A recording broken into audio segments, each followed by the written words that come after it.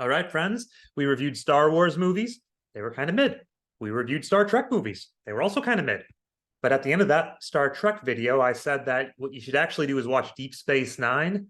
And I got to say, Deep Space Nine is the best thing in either the Star Wars or the Star Trek canon because the show was created by people with a flair for extremely colorful, complex, interrelated characters, and also a true sense of historical consciousness and political consciousness. The show dealt with politics and religion and war from the perspective of people who had actually read history books and not people who just did something to be dark for dark's sake. So the show managed to cover a lot of dark subject matter without relying on a stupid, gritty, dark, sepia-toned tone, but with actual like drama and colorful, flamboyant characters. So let's go.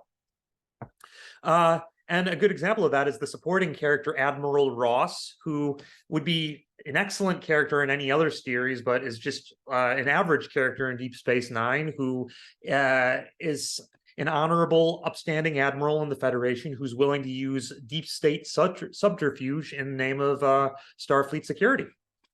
Even better, though, is our primary protagonist, Captain Benjamin Sisko.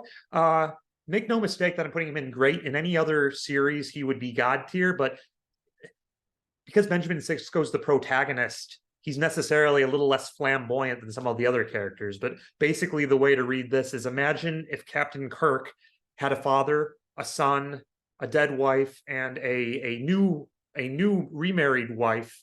So just you take all the theatricality of Captain Kirk and contextualize it in an actual person who also incidentally has to play this role of being a prophet to a group of people, even though he doesn't believe in their religion, but he's sort of diplomatically required to fulfill that role. Very cool. Next, we have the comic relief character Brunt. He's like a Ferengi tax collector.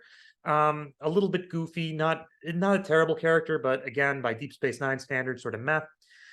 Next, we have, I think, one of the most brilliant characters in the whole show, Damar, who is basically the Klaus von Stauffenberg character, but unlike in the 2009 Tom Cruise movie Valkyrie, the people writing Deep Space Nine understood that if you take a really racist nationalist guy who switches sides because his side is losing the war, that person will still kind of be a racist, chauvinistic prick.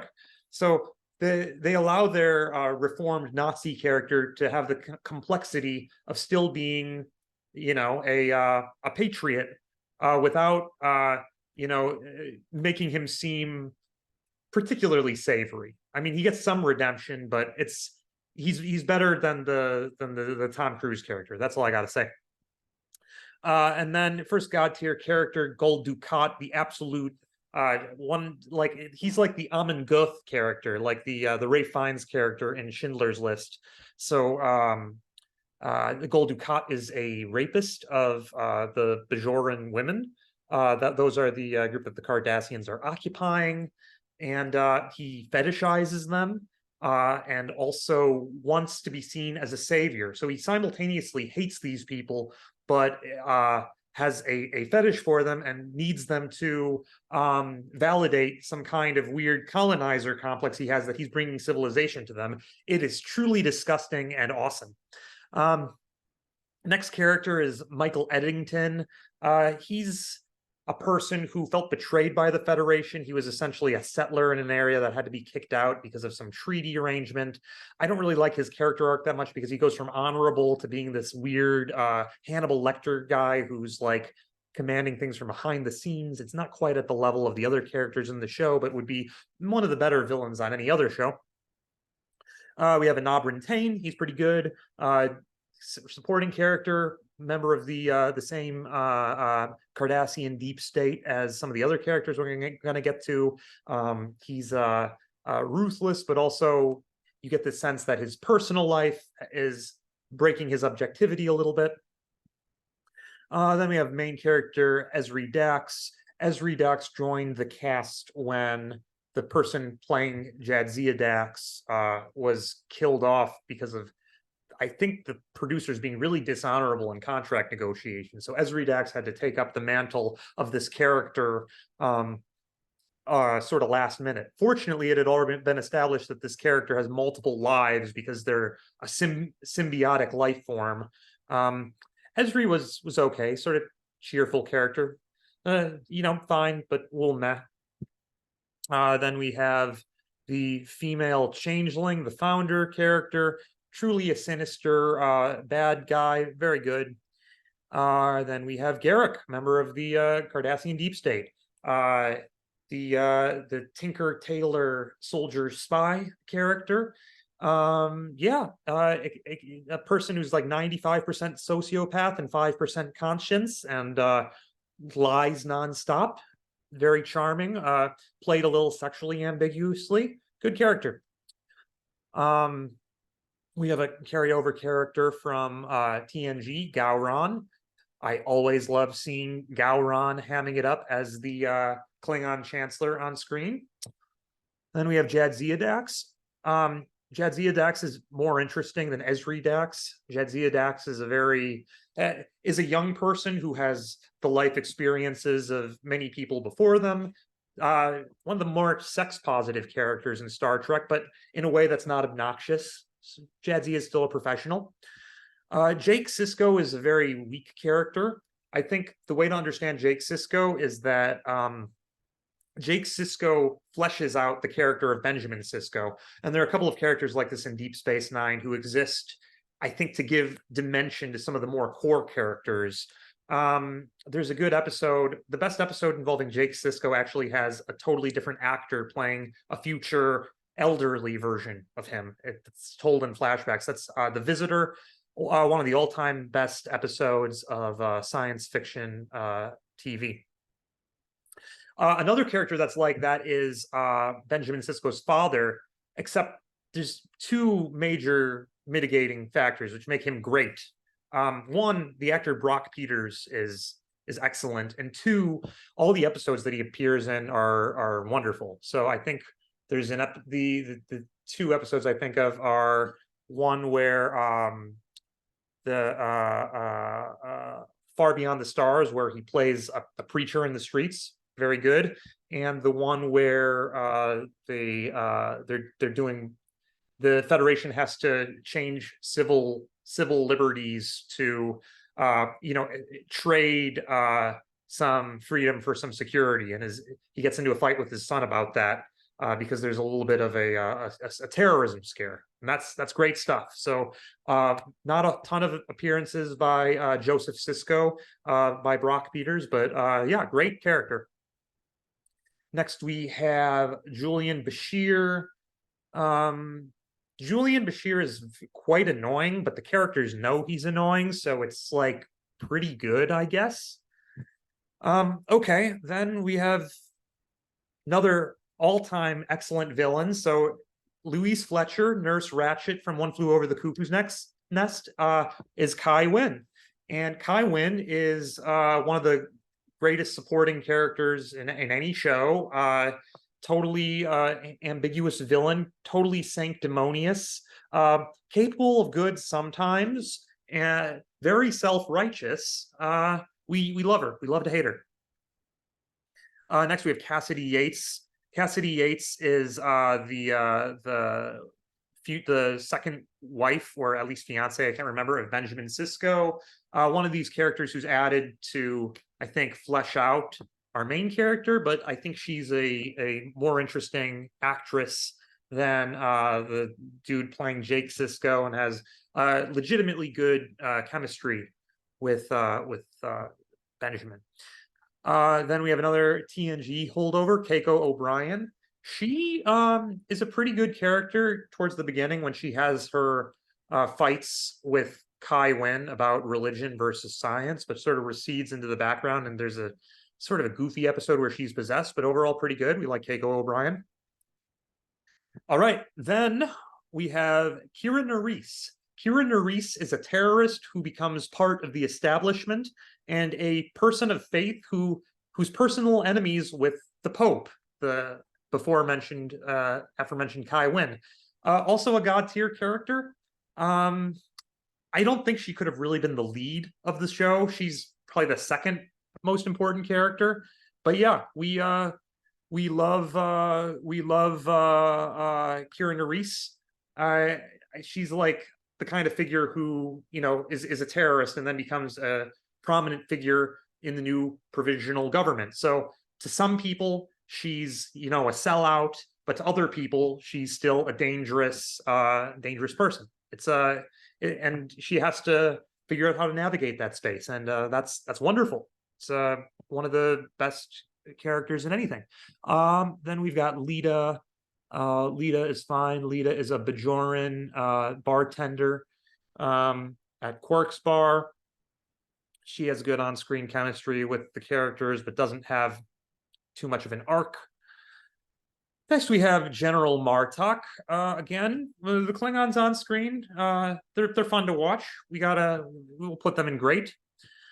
Then Miles O'Brien, holdover from TNG, but fleshed out a lot over the TNG character. The writers would write episodes where he, as the everyman surrogate, would have to suffer. And so a lot of the best episodes, a lot of the darkest episodes of Deep Space Nine revolve around him being tortured in some way. Love it. We have Morn. Morn is a character that like is in the background, that never says anything, that exists as sort of a prop, so like a recurring joke. Kind of funny, but not really a character. Then we've got Nog. Nog is a character that like has quite an arc from being a troublemaking kid to being an honorable, to being an honorable, to being a cadet, an ambitious cadet, to being a wounded veteran. That sounds good on paper, but and the character is well acted, but the character himself is annoying. So that we're getting into Julian Bashir character where territory where it's like we don't like this person, but that's sort of point, and it's done well. So then next is really the character that I think is the most problematic.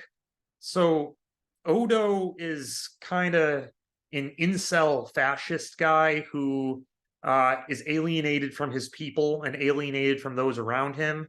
I think that Odo is supposed to be the nerdy Trekkie surrogate character, but the problem is he does just too many evil things. But on the other hand, there's some good tension that comes out of that. So as far as a instrumental part of the story, he's pretty good, but don't know what to say. Quark.